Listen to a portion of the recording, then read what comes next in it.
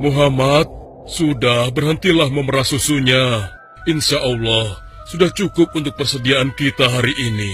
Beristirahatlah sejenak. Makanlah agar kau tetap sehat.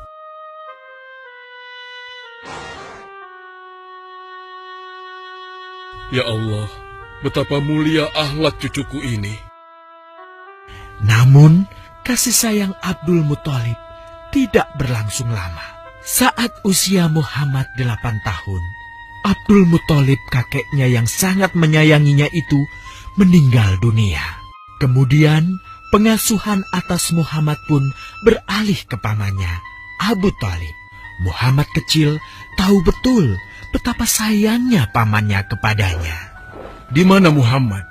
Ia tengah mengembalakan kambing milik salah seorang penduduk Mekah, suamiku.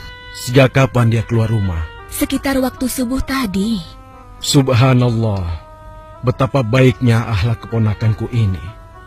Ya Allah, maafkan ketidakmampuanku mencukupi kebutuhan keponakanku. Sayangi dan berkahilah dia. Jadikanlah dia orang yang mulia di antara manusia. Hingga saat usia Muhammad menginjak 12 tahun, pamannya Abu Thalib mengajaknya berdagang ke Syam. Sampailah mereka di satu daerah bernama Busra.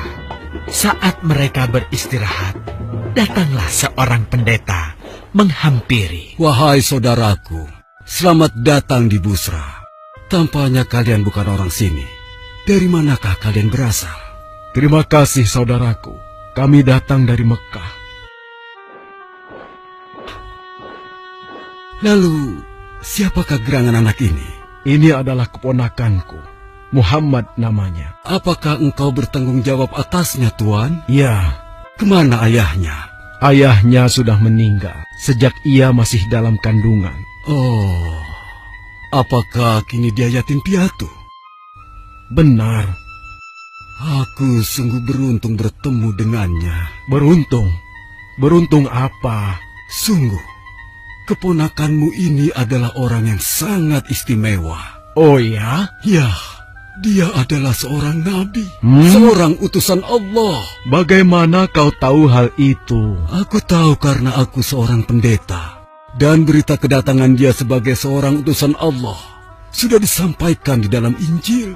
Bahkan aku pun bisa mengetahuinya dari cincin kenabian yang berada di bagian bawah tulang rawan bahunya yang menyerupai buah apel sebagai tanda kenabiannya. Begitulah pendeta bernama Bahira menyampaikan kepada Abu Thalib perihal kenabian Muhammad. Ia berpesan agar menjaga baik-baik keponakannya itu, karena Muhammad kelak di suatu saat nanti akan menghadapi banyak gangguan dan rintangan. Istriku, Muhammad sudah berusia 25 tahun. Aku pikir sudah saatnya dia untuk menikah. Betul, suamiku. Namun, dengan siapakah dia akan kita jodohkan? Kemarin Khadijah mengirimkan utusannya dan menyatakan keinginan Khadijah untuk menjadikan Muhammad sebagai suaminya. Hah? Khadijah? Khadijah yang mulia itu? Betul, istriku. Khadijah yang selama ini mempercayakan barang perniagaannya kepada Muhammad. Kenapa dia memilih Muhammad? Ya, Khadijah mengagumi kejujuran dan kebaikan akhlak Muhammad. Menurutmu sendiri bagaimana? Aku pikir Khadijah adalah wanita terbaik bagi Muhammad. Kita akan melamarnya. Tepat di usia 25 tahun, Nabi Muhammad menikahi Khadijah yang berusia 40 tahun. Dari pernikahan itu, mereka dikaruniai Allah 6 orang anak. 2 laki-laki adalah Al-Qasim dan Abdullah. Sedangkan putrinya adalah Zainab, Ruqayyah, Ummu Kulsum, dan Fatimah. Namun, kedua putranya itu telah meninggal semenjak mereka kecil. Suatu ketika, terjadilah banjir besar di kota Makkah. Kabilah-kabilah di kota Mekah pun bergotong royong membangun kembali Ka'bah. Setelah pembangunannya selesai, terjadilah perselisihan antara pemuka kabilah tentang siapakah yang paling pantas meletakkan Hajar Aswad di Ka'bah. Abu Thalib, apa yang harus kita lakukan? Kita sudah bicarakan hal ini selama 5 hari, namun tidak ada titik temu. Aku khawatir akan terjadi pertumpahan darah. Sudah, begini saja. Kita sepakati bahwa masalah ini kita serahkan kepada takdir terbaik. Lihat pintu masuk Ka'bah itu.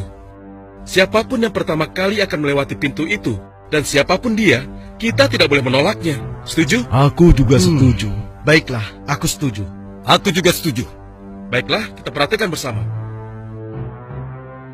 Tidak lama setelah kesepakatan itu, atas izin Allah, Nabi Muhammad menjadi orang pertama yang memasuki pintu menuju Ka'bah.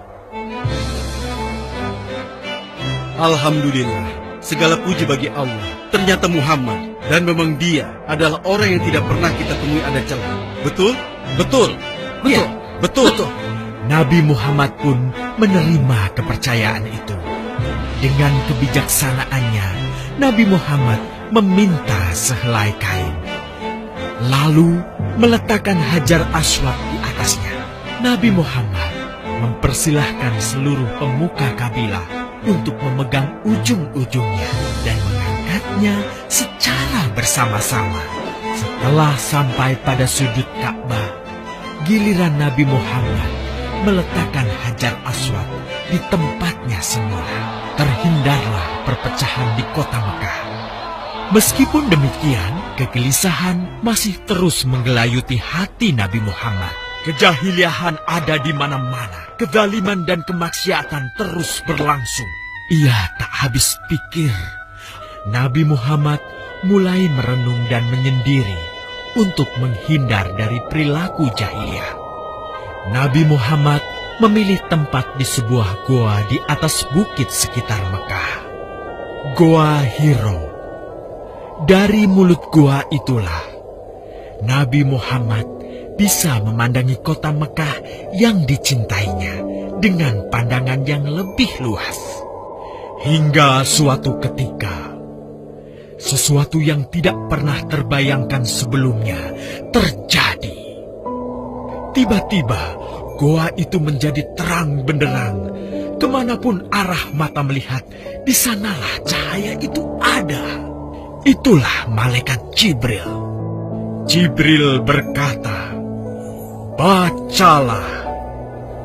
Dengan gemetar, Nabi Muhammad berkata, "Aku tidak bisa membaca." Malaikat Jibril lantas merangkul Nabi Muhammad SAW dengan kuat hingga nafas beliau sesak. Seraya berkata lagi, "Bacalah."